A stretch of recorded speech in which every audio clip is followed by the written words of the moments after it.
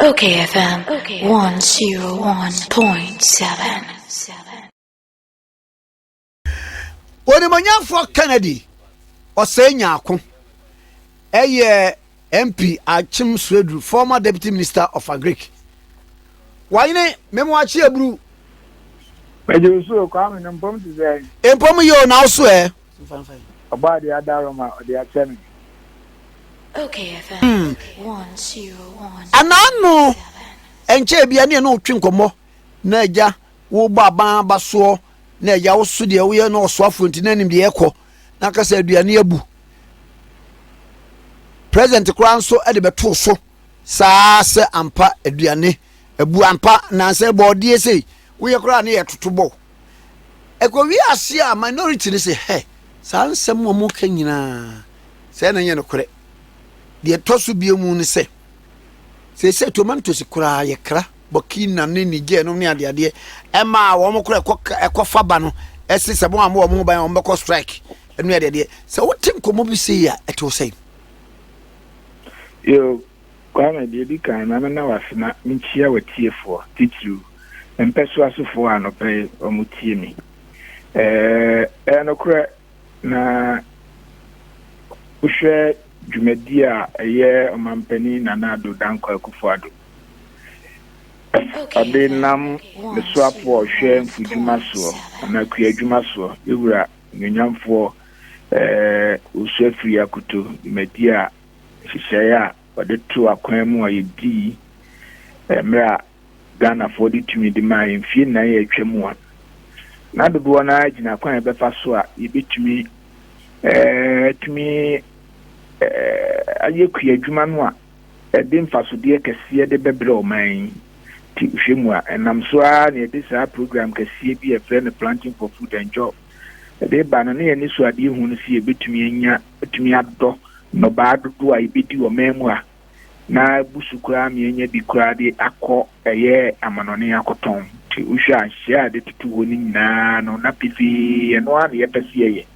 na nyame nchabe ye from 2017 ebesi 2020 a yipeja hwiaye mu yi papa hwe buru ana nka omemu akra no ya afie na itumi ye ho adwuma produce a ye ba bemu no nanka enam 1.7 million metric tons na aban no produce afie bia na Ghana kuafo produce na afie bia me no ka say yepeja sa eburo no ye friend to dash yepeja mo 2019 na je say dia kwa kudu 3.3 million metric tons say fulis akoso yi pa o de ba ti say amumu a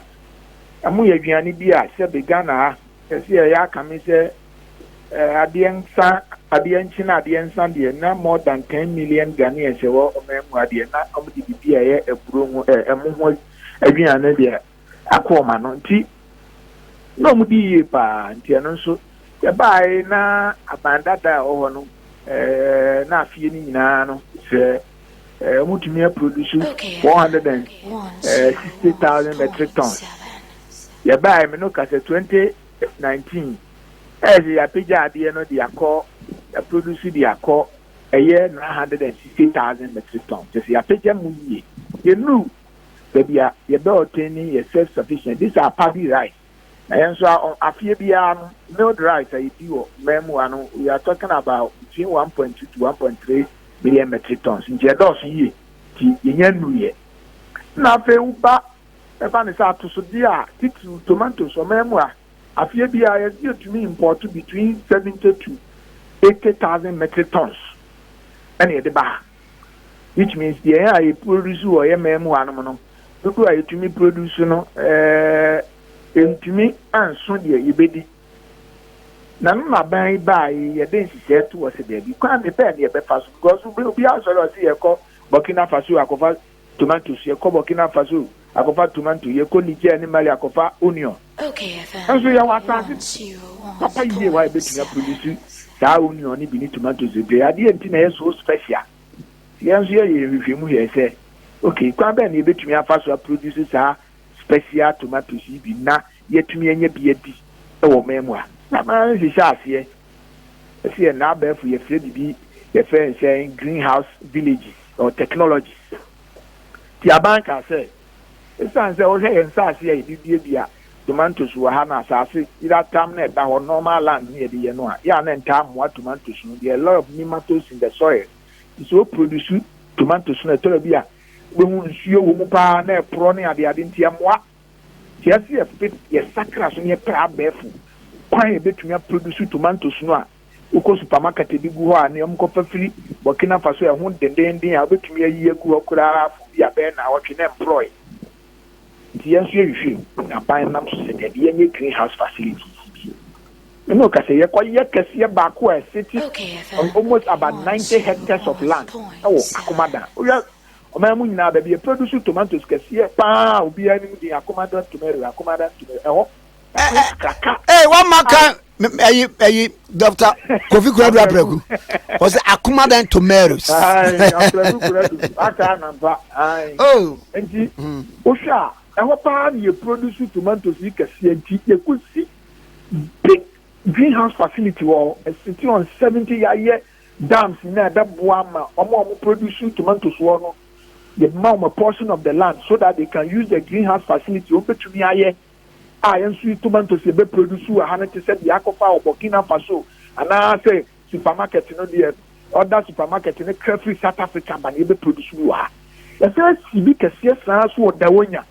sitting on 70 hectares of land wokɔ hɔ ɛnɛ ɛno na wobɛhu sɛ yɛfrɛ ne sɛ NEIP saa National Entrepreneur yɛfrɛ ne sɛ innovative program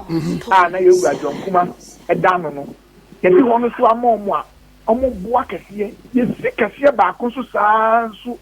ɛwɔ ɛyɛ Boduase area ne nyinaa no sɛ yɛboa sɛ tomatoes a yɛkra firi amanɔne bɛba no yɛde bɛreduce aban baa wadi saa adwuma no a mmerɛ yɛhu sɛ saa facilities na ɛma yɛn mpasoɔ no yɛ mmerɛ yareɛ yi baa yi a yɛkaa sɛ Ghana yɛatoto yɛ so a yɛmma obi nkɔ obi mma am yɛhu sɛ mpasoɔdeɛ aba saa nneɛma a hyehyɛ a yɛayɛ wɔ hɔ yi ɛno nti wobɛhwɛ a mmerɛ COVID-19 baa yi aban kaa sɛ aban biara toto ne bɔdam so ɔma yɛn nkɔ yɛma yɛn mma ahwɛ a yɛn nkyɛn ha yɛn nuanom Nigeria atafoɔ koraa kaa sɛ kaa sɛ akɔfa ɛmo ne nneɛma a nnuane a nka ɔmode ba wɔmasiisi ɔmo so ɔmo korɔ so ɔmo bɛkae ɛbɛyɛ news kɛseɛ almost a month ne akyire na ɔmo gu nsuagya ne nyinaa Ghana yɛankɔ ahoyɛyiam yɛtumi tena ase ma yɛn nnɔbaa ɛwɔ ha ante da sɛ obi kaa sɛ ɛsiane sɛ yɛatoto yɛbɔ dɛm yɛama Burkinafoɔ amfa tomatoes ama nti Ghana ha obiara anyɛ forɔyɛ wɛ ampotɔ nkontommire amfa tomato antwim ana wampotɔ nyawodewa mpo amfa tomato anaa wankye yɛfɛ wanyɛ nkwan bi tomato kura ni yɛate bi bɛn obiara tumi di nyaadeɛ ɛsɛ sɛ odi kɔpem sɛ mmerɛ aban kaa sɛ ɛne ɛsisi yɛ a yɛarelase ɛyɛ rules restriction kakra yi yɛbɛma kwan ma wɔn a ebi a wɔwɔ trucks wɔn bɛtumi akɔ de aduanefoɔ de yɛbɛma wɔn kwan ma ebi wɔn akɔfa aduane no ho nnɔbae ebi afiri baabi de aba ɛno nti yɛma yɛhu pefee sɛ nhyehyɛ aban no yɛ no aboa ɔman no ti yɛntumi ankɔkra dodoɔ no nyinaa yɛntumi ankɔkra tomatoes no ama na yɛdeɛ ɛwɔ man mu ana ne yɛpu sɛ aban adaroma daroma yɛyi so greenhouse facility a na yɛtumi produce the same tomato the same quality yɛ produce from a yɛde firi Burkina Faso yɛ produce bi wɔ ha no ate sɛ ɛboa ɛna aboa ɔman yi ɛno na Nana Addo gyina so a ɔka sɛ COVID-19 aba abɛbie ɔman n'ani ama ababoa ɔman no nso wɔ akwanya so bebree sɛ nyɛ COVID-19 a nti yɛnim sɛ saa nneɛma a yɛyɛ nyinaa ɛbɛso yɛdi wɔ man mu ama aboa yɛn ma yɛkora yɛnkase yɛkɔ akɔkra bi wɔ amanɔne aba na mmom yɛmpo yɛahoɔden so no yɛtumi didi na bi kae ɛma yɛn nuanom bɛfa kɔɔ na wohwɛ deɛ ɔka a wohwɛ afe 2019 a nnɔbaeɛ a yɛtumi sɛ man mu a yɛn nuanom neighboring countries bi te sɛ Niger, Mali, Nigeria Cote d'Ivoire, Liberia, Sierra Leone. Bɛfa firi ne Burkina Faso ɔfa bi te sɛ ɛyɛ fɛn ne sɛ aburo bɔɔdeɛ ne bayerɛ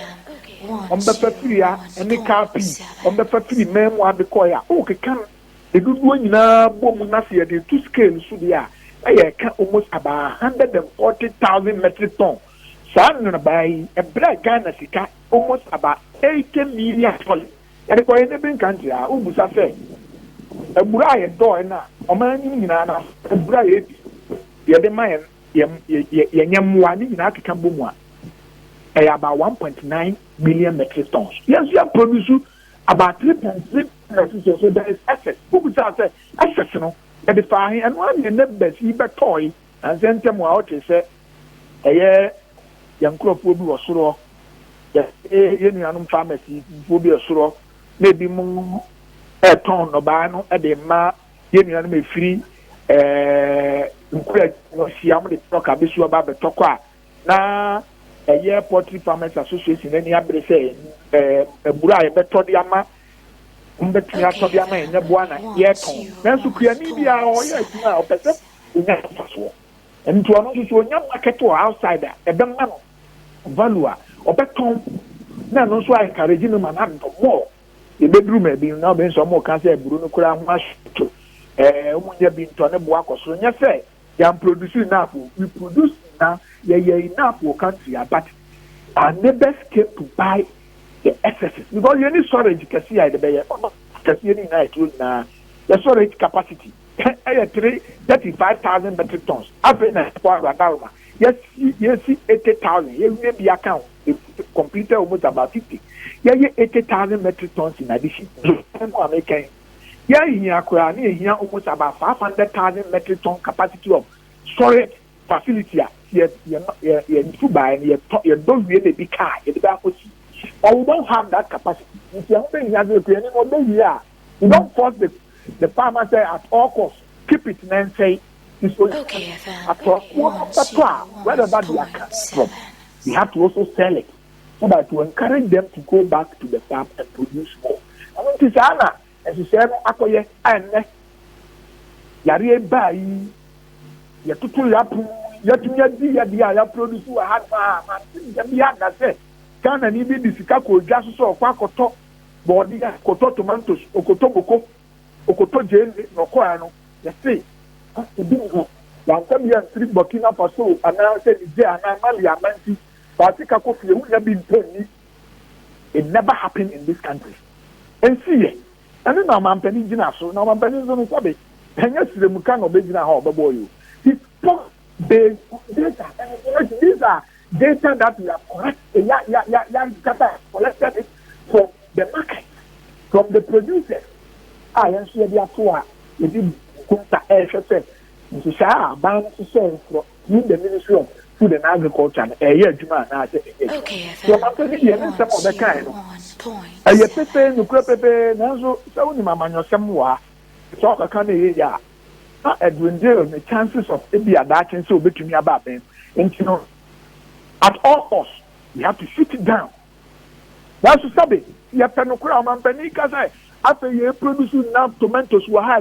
not relying on those coming from Burkina Faso again, but the Wahano, you will be able to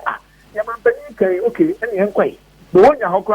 young corner. You point to verification. What is happening at the owner? They are producing tomatoes. We have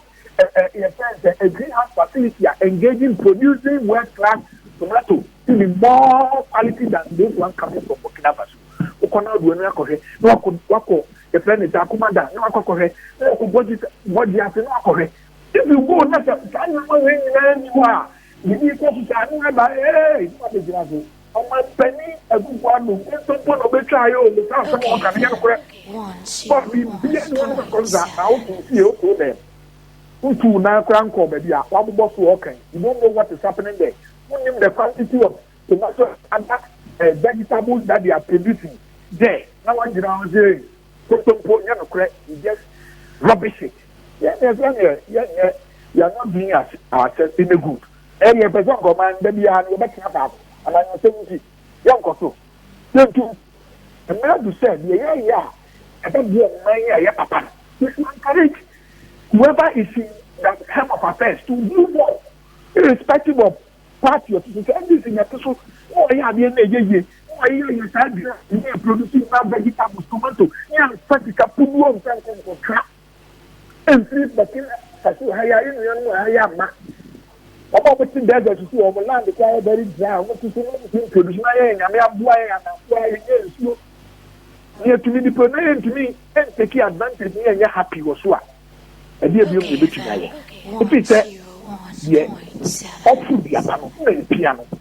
baba na you do no na da boy na sika kesi am san kwa ma no ni ya we should encourage the government to do more it is a good one man make say the do the ya pay the do you na you be here you never said that I say we need to do more. Doing more means that we can expand it and even go beyond that few countries here America can now go you go beyond our self-sufficiency now rather have enough surplus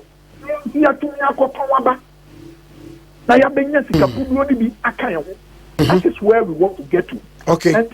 the pastor mampani edumi asemu kana ejina ho no say obahwe se ni fie nan edi nanim ya kai